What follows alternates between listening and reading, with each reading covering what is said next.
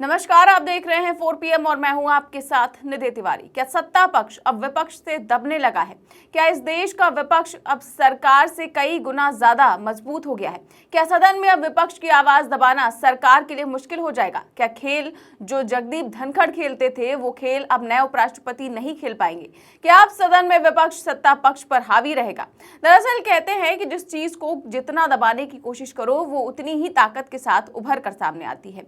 यही हुआ है भारत के विपक्ष के साथ। वे पिछले कई सालों से सत्ता पक्ष ने हर संभव कोशिश की कि विपक्ष कमजोर पड़े, बिखर जाए, आपस में लड़ जाए या फिर जनता के बीच अपनी साख खो दे। विपक्ष की आवाज को दबाने के लिए सरकार ने कभी बदनाम कराया, कभी कैमरे से छिपाया, कभी ईडी सीबीआई का डर दिखाया, लेकिन पहले की तुलना में विपक्ष कई गुना ज्यादा मजबूत हो गया। और इसका उदाहरण देखने को मिला है एक बैठक में जिसमें सत्ता पक्ष और विपक्ष दल के नेता मौजूद थे। इस बैठक में मोदी के सबसे खास जेपी नड्डा भी मौजूद थे। आप सोचिए, नड्डा साहब की मौजूदगी में विपक्ष के नेता सत्ता पक्ष के नेताओं से भिड़ गए और नड्डा साहब बस देखते ही रह गए।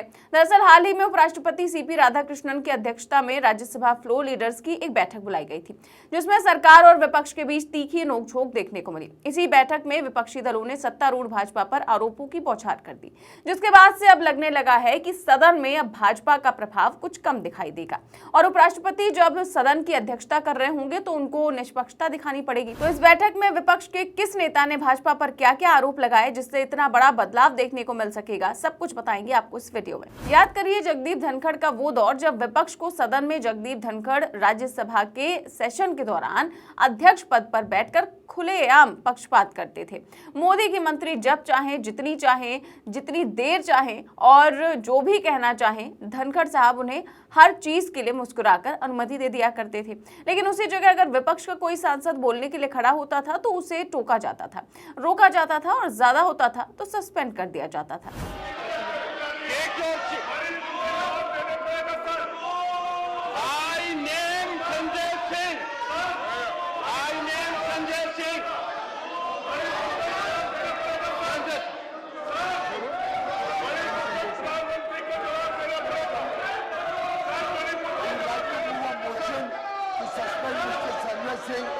This kind of behavior coming into the hall and disturbing the house is completely against the ethics and rules of the house, and I would urge the chair to take the necessary action against Mr. Sanjay Singh.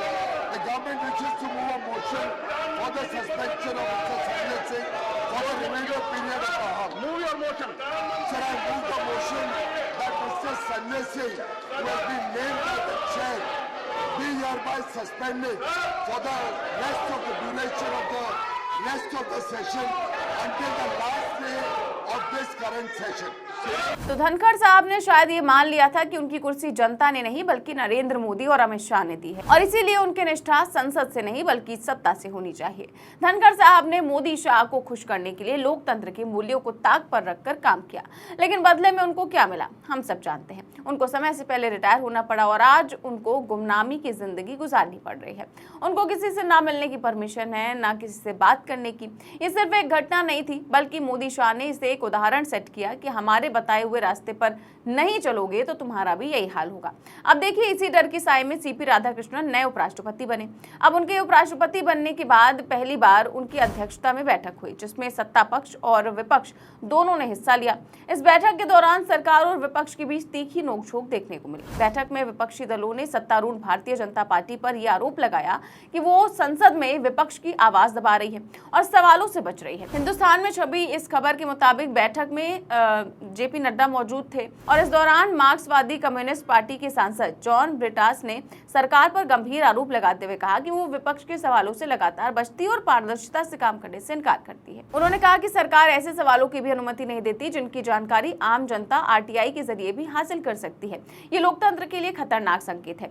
सांसद ने कहा कि उन्होंने संसद में नया संसद भवन बनाने की लागत से जुड़ा एक सवाल पूछा था, लेकिन उस सवाल को अनुमति ही नहीं दी गई। इसी तरह पेट्रोलियम उत्पादों के आयात पर पूछे गए सवाल को गोपनीय बताकर खारिज कर दिया गया। अब सोचिए, जबकि ऐसी जानकारी तेल कंपनियों के संगठन खुद सार्वजनिक रूप से जारी करते हैं। ये वही जानकारी है जो आम जनता को आरटीआई के जरिए मिल सकती है, लेकिन संसद में उनके बारे में पूछना गोपनीय कैसे हो गया? यहीं से तस्वीर साफ होती है कि सरकार अब जवाबदेही से बचना चाहती है।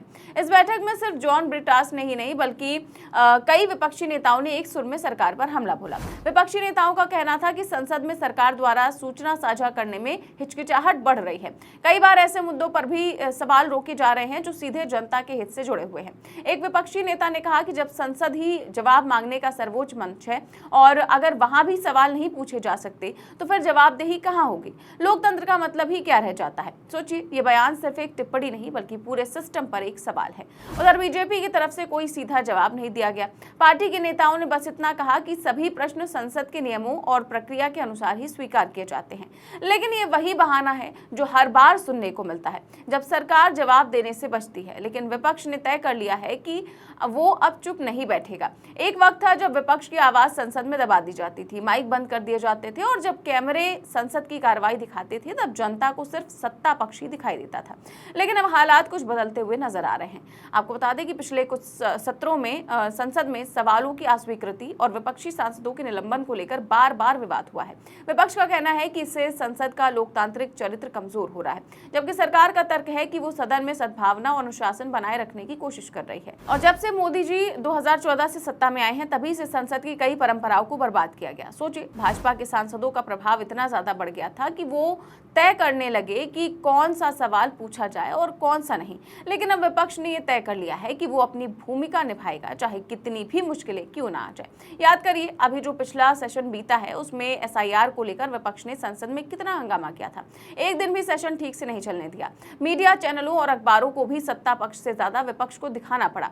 यही वो बदलाव है जो मोदी शाह को बेचैन कर रहा है। कभी संसद में विपक्ष की आवाज उठाना असंभव लगता था, लेकिन अब हालात ऐसे हैं कि जेपी नड्डा जैसे नेता भी विपक्ष के तीखे सवालों का जवाब देने से बचते नजर आ रहे हैं। पहले सत्ता के गलियारों में जो खामोशी थी अब वहां हलचल है। उपराष्ट्रपति की कुर्सी पर बैठा व्यक्ति भी समझता है कि पक्षपात करने का क्या मतलब है, अपनी साख को खो देना। सीपी राधाकृष्णन की चुनौतियां भी कम नहीं होने वाली है। उनके सामने एक तरफ मजबूत विपक्ष है जो पक्षपात तरीके से काम नहीं करने देगा और दूसरी तरफ मोदी शाह हैं जिनके कहने पर नहीं चले तो दूसरे धनखड़ साहब वाला हाल होगा। अब सीपी राधाकृष्णन कौन सा रास्ता पकड़ते हैं ये तो आने वाला वक्त ही बताएगा। फिलहाल इस पूरे मामले को लेकर के आप क्या सोचते हैं, हमें कमेंट बॉक्स में अपनी राय जरूर दें। चैनल को सब्सक्राइब भी करें और ज्वाइन भी करें। देश और दुनिया की तमाम बड़ी खबरें जानने के लिए देखते रहिए 4PM न्यूज नेटवर्क। नमस्कार।